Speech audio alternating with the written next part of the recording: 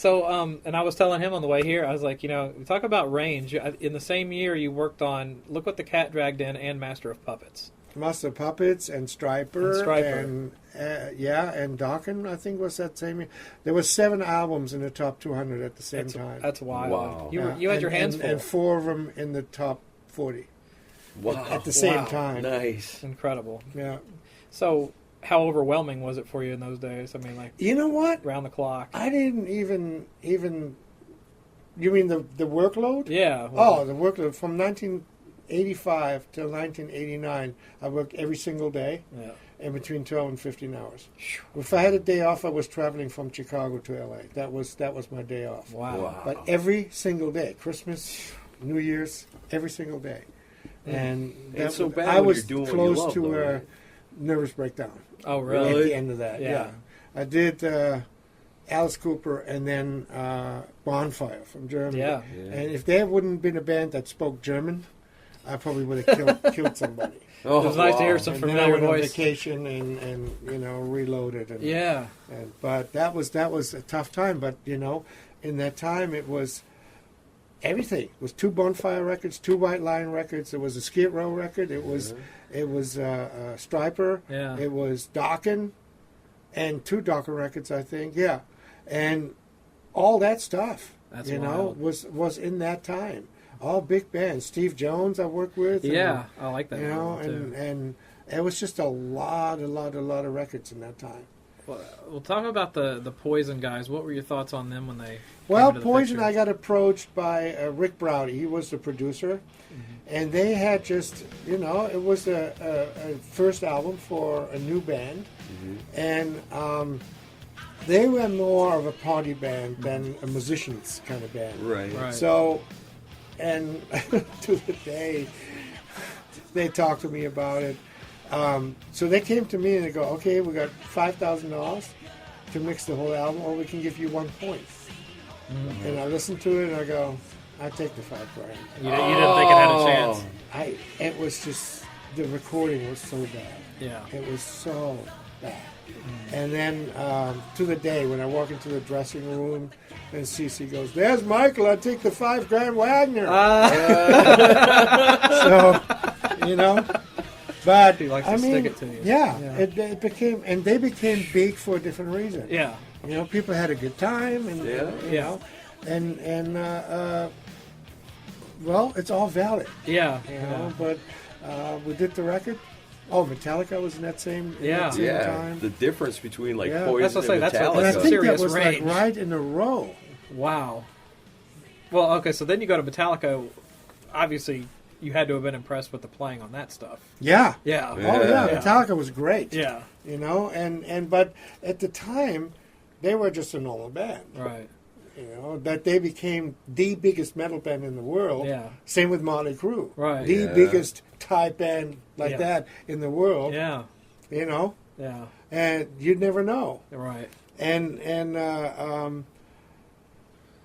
that was a hot time, and you can't just go, all right, here, you want to do Skid Row? And you go, no, I'd rather go on vacation. And I go, this is awesome. Yeah. I'll do this. Of course I do this, you know. And meanwhile, you got bags on your eyes. And, later, why did I say I'd do this? Yeah. So, but, you make some money, and once you have a couple of records that do sell, people start believing you. Right. You still say the same crap you said before, but now it's valid because you sold some records. Right. For sure. So, and then you get offers and the phone doesn't stop ringing. Right. Up to the point, from 91, 92, was get Wagener, get Wagener. Don't get Wagener. We can't find Wagener. Yeah. Where people took, A&R guys took that White Lion Platinum albums off the wall because the new bands would go, you work with those guys? Yeah. It was kind of odd. And when White Lion... And now it's all back. Right. The whole 80s thing is so back. Yeah. Yeah. I get tons and tons of calls about that. Yeah. So... Because it's all good music doesn't go away. It doesn't matter when it came out. That's what the show's really all about. Because I guess people love remembering all that stuff, and it's great memories for them. And like we went and saw Ryan's band play, and they just doing cover songs from a lot of stuff from that era. Yeah. But everybody's just having a blast. And it's so weird with Hair of the Dog. Yeah. They fought really, really, really hard to make that big. And you say it was big up obviously in Wisconsin or something, but it was really hard to make that happen. Mm-hmm. And then they put this band together that it's just like put together. Yeah. Right. The big rock show. Yeah. And they're playing everywhere. Yeah. It was a packed club the other day. Yeah.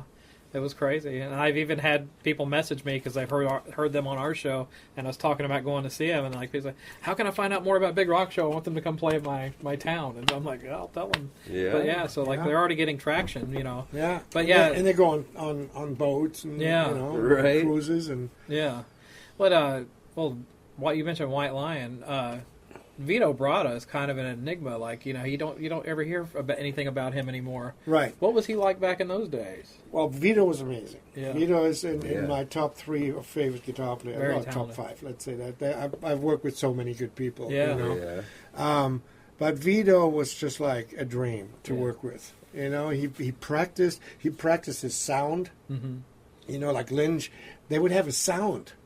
Now they come in here, they go, where should I plug in? If they have a cable and a guitar with them. Yeah. Or a pick, I have no room to That's talk. why I got all the stuff sitting there, Yeah. But they would like sit there and okay, that's this type of solo, and the solo on Wait. Yeah, it's actually amazing. was played while we did the drum tracks. Really? And that's the amp it was recorded with. The chrome one right next to Hooters. Uh-huh. The Owl. That's the one it was recorded on. Yeah. Yes, folks, we are looking at it right now. Yeah. It's very cool. And we call it awesome. the Chevy because it's chrome and red. Yeah. And he played it while we were doing the drum tracks. It was just like playing along, and we kept the solo. It's a great just solo. like, that's it.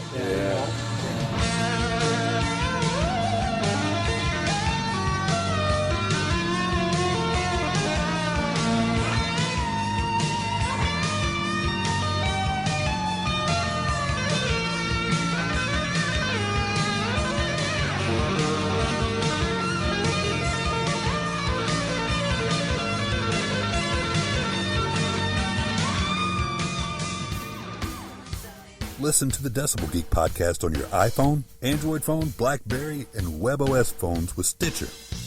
Stitcher's smart radio for your phone. Find it in your app store or at Stitcher.com. Stitcher Smart Radio, the smarter way to listen to radio. Hi, this is Mr. Brownstone, and when I'm not dancing with the members of Guns N' Roses, I'm listening to the Decibel Geek podcast. So, I love it, organic. Slave to the Grind. That song Yeah. was recorded and mixed in 1 hour. Really? That is the actual demo. Wow. We never got it better than the demo was. Yeah, it's we just kept the fantastic. demo. It's We didn't even amazing remix song. it, nothing. Well, that whole album, I know we keep going back to it, but it's just raw energy on that album. And it's just But it that's sounds how like the a band live was. band. Yeah. That's how the guys were, Yeah.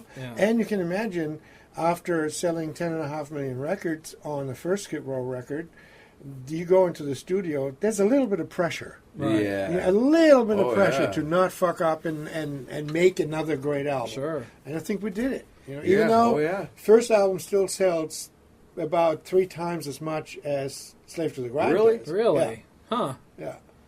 Well, that was a ballsy move for them to go heavier on that album. Yeah, it. but that was what we wanted. Yeah, I mean, Yeah. but You know, it says that a was lot what we for wanted. them Because, being convicted And on every that. band says it. Yeah. Oh, next album's going to be heavier. Well, they did it, though. They did it. Yeah. Right. You know? A lot of times back then, it seems like a band will come out with a debut like Skid Row, and it'll be more poppy, kind of radio-friendly stuff.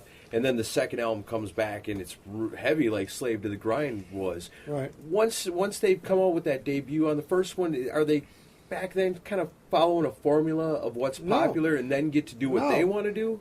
Just think about it. They had 10 years to write that album. That's true. And they a had few 1 year months in the back of the bus to to write write the another. second album. Yeah, that's true too. You know, and productive you know, bus. Youth Yeah. Gone Wild and the Threat and all. The Threat was the second album. Yeah, that was like- But some of the stuff, 18 in Life. Making a Mess. Yeah. You know, Yeah. that's heavy stuff. Yeah. Right. You know? Yeah. Yeah, that's a good song. That's real heavy stuff. Yeah. I like And it. yeah, there was 18 in Light. There was I Remember You. Yeah. And those were absolute hits. Right. Yeah, they were. You know, but they were not so far removed from the rest of the album. Like Extreme, Yeah. More Than Words, is completely removed from the rest of the album. Yeah. That wasn't even supposed to be on the album, No. was it? Yeah, I that's had to why. fight for Yeah, it was that porno one. graffiti, and Yeah.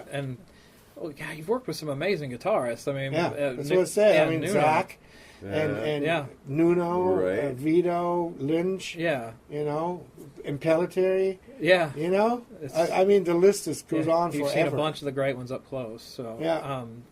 Well, I want to get into Alice Cooper a little bit. Yeah. You worked with him basically as he was basically kind of coming back from the dead. Right. I mean, after career wise and health wise. I mean, the guy was a mess. Right. You know, for a couple of years. So, what was he like to work with now that he was clear headed back in those days? Well, the first record we did together was Constrictor. Right. And Constrictor was already completely recorded. Okay. And I had done an album with Kane Roberts before.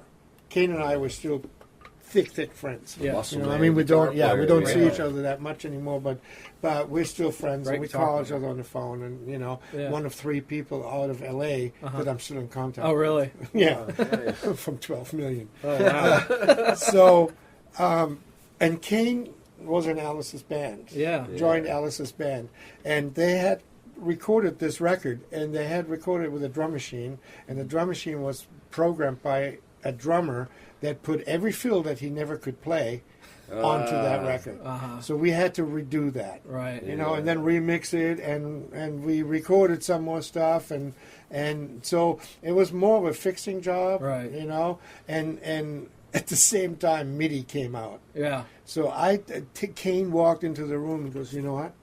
There's steam coming out of your head.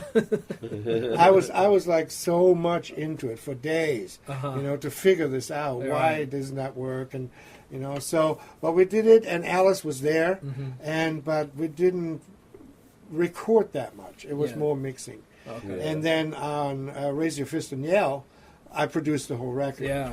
And he was amazing to work with. Yeah. I can imagine. Alice would go, he would wake up at 4 in the morning, drive down to Laguna Beach, play around the golf, be at the studio 1 o'clock, do his vocals. When he's done in the evening, he would rent 3 C-class horror movies, the ones where you can see the strings, Right. you know. The Watch worse, the better. those, and then go home, and the next day, the whole same thing. Yeah. But he would always be there Yeah, very on scheduled. time and do his job. Yeah. You know, that was really, really serious. Yeah, I've heard he still is equally regimented with his schedule now because I have some friends that are journalists and they all say the same thing because I still would love to interview him, but they all say the same thing. They will set up a 15-minute interview with Alice, Right. and you get 15 minutes, no more. Right. If you're halfway through a question or if he's halfway through an answer, when that 15 minutes is up, he'll go, okay, I'm done, and he'll walk Yeah. out. And like it's nothing personal, it's just You're cutting into golf he time. is you're cutting devoted into to his horror schedule, movie and he time. will not waver on it at all. Sure. Right. So, and he's got other appointments that he Right. has to Right. keep up. Very busy Yeah. guy. Yeah. But Alice is extremely smart. Yeah, he You is. know, and he's an extremely nice person. Yeah. And when you see his show on stage, you go, "Oh boy," you know, scary. Yeah. Yeah. But he is an extremely nice person. That's awesome great. live. Yeah. Yeah. Yeah. And then so was Kip with him during Yeah, that period? Kip. It was Kip, Ken, and Kane, the Right. KKK of rock and roll. Here we are in Tennessee, right? Yeah. Kip Winger, Ken Mary was a drummer, Ken Mary. and Kane Roberts was a guitar Right. player. And then Paul Taylor worked on some of that stuff. Yeah, too. Paul was in there as well. Doesn't Kip live in Nashville Yeah. too? Yeah. Yeah. Kip and Paul See, both. did. everybody Yeah. followed Everyone's you in here. Nashville. Paul is in the Big Rock Show. Yeah, we saw him Yeah. last Yeah. week. Yeah. Say, well, Michael Wagener likes it so much, it must be all right. Let's all Yeah. move there. Let's too. all move there. We Yeah. hear of people all the time that Man, are when I moving moved here, I think Nashville had about 550,000 people. Now it's Yeah. like 1.4 million. Yeah. You know, it's pretty crazy. It's getting full here. Yeah. It's half the Sunset Strip has moved over here. Yeah, that's It right. is. We're Sunset right. East. Yeah. But yeah, Alice. That's those are. And I'll admit I like Raise Your Fist and Yell better than Constrictor. Not the biggest fan of Constrictor, but Raise Your Fist and Yell is great. Yeah, it is. And that was real drums. Yeah. You know, that was real drums recorded at Amigo in the warehouse. They had that warehouse that was awesome. Yeah. And it was just loud and you know, rock. Right. And then Al Cooper moved in there and built his studio into the warehouse, and he put a wall right through the middle. And then the sound was like completely different. Oh, really? And he would do like the scoring for Crime Story or whatever that was, you Yeah. know. And so I had Al and Alice. I was going to say, just in case anybody's confused, two very different people. Very different. Yeah. I got a picture of Al Cooper